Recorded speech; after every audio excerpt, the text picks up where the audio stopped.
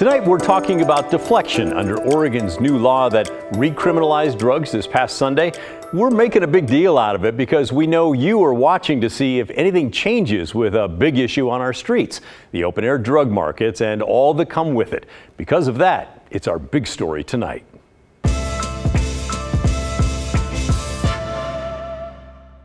For the amount of time we're spending on this, you might expect that drug deflection under this new law would impact lots and lots of people. Well, it won't.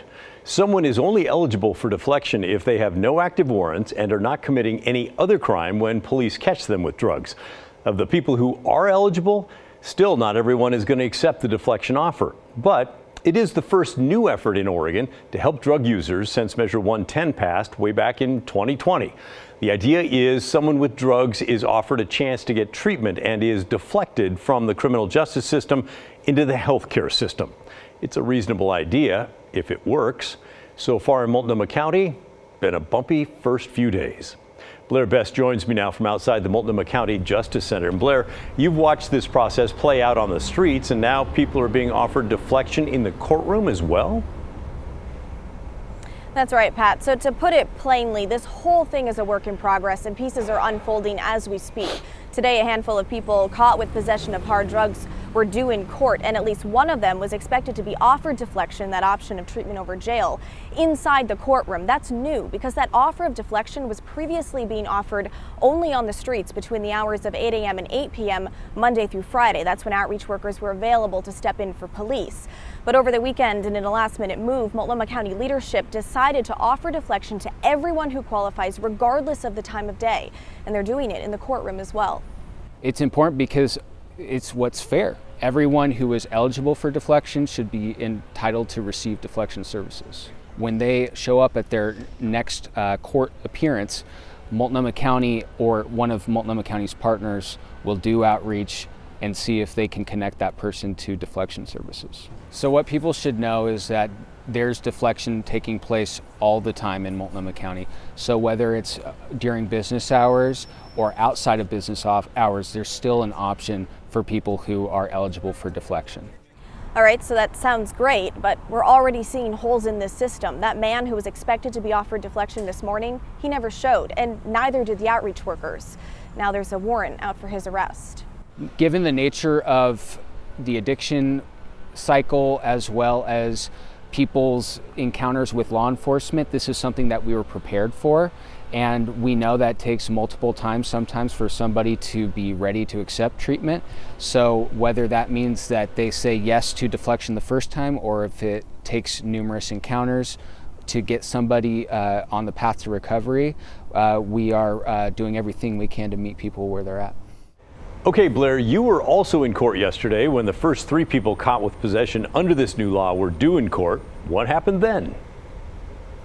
So what we saw yesterday was that a few people caught with possession were being charged solely with possession. They had other things like outstanding warrants on their records, making them ineligible for deflection. So those 3 cases, the first one, the DA's office chose not to prosecute. They closed it because they never actually received the case from law enforcement, meaning they had no information, so they had no other choice but to close it. The second case, the judge set $75,000 bail because that man also faced charges for drug dealing. And the third case, the judge dismissed because there was a lack of attorneys available to represent him. Here's how that case played out in court. He has a county holdout of Washington County where he's failed to appear 5 times on the theft 1. On his older Multnomah County case, he failed to appear for call in February, failed to comply with PRS in December for failing to comply with his residential treatment placement. Failed to appear twice on that older case. I see very little odds that we're going to see him again. That said, given that we're being told there's no attorney, there's not much we can do in this circumstance. So, he's going to be released to Washington County hold, and we'll see him again when we see him again. Yeah, I mean, legally, without counsel, and at not- most I could do not recommending a hold otherwise. him for another 7 days on the No. next hold, but I don't have any reason to expect. No, and I'm not asking that happen on these particular charges in these circumstances. I'm just outlining the apparent futility of what we're doing. All right, so that's how one case played out in court. We're also watching how this deflection process plays out on the streets. We saw it Tuesday morning on one corner in Old Town. Since Sunday, 7 people have accepted the offer of deflection. Here's one of them. Portland police saw 33-year-old Wade holding fentanyl foil. That was enough for them to stop him. We showed up moments after it happened, and turns out he qualified for and accepted deflection. That's treatment over jail. Officers waited about 10 minutes for the outreach workers to show up. They're required to wait up to 30 minutes. And while they waited, I talked to Wade about what was going on. They saw me put a foil in my pocket, but I wasn't smoking nothing. I just think they're stupid how they're treating us out here, for real. I mean, I'm 33, but I've been out here since I was 12. I don't know if I want to do it or not. Why? Because I want to be out here with my family. Hey, buddy. I'm Garrett. We're for 4D. Do you want to go to detox or treatment? Let's take off. We've got some resources for you if you're willing to fill out some paperwork. Yeah, so in this case, we were called by the officers. We came down and we offered him detox treatment. We called a couple places to see if we could get him in right away. Unfortunately, that's not usually how it works. So we gave him the proper documentation to either get a hold of us again because he doesn't have a phone, and we told him to show up at Hooper Detox tomorrow and every day this week until he gets in there. We told him the consequences of, not following up. He's got the piece of paper that says he's done the first part of the deflection process, so the next part's really up to him.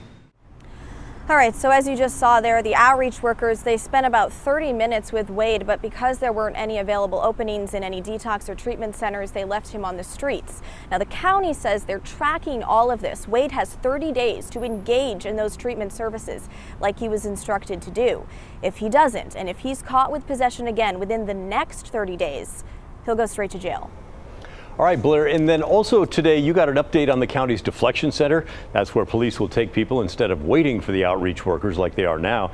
Is it still looking like mid to late October is possible to open the center? So today, a county spokesperson told me they just crossed a major permitting hurdle, and Turk House, that's a group hired out of Baltimore to run the center, is making progress on staffing. So yes, as it stands right now, it is set to open sometime in October. Pat.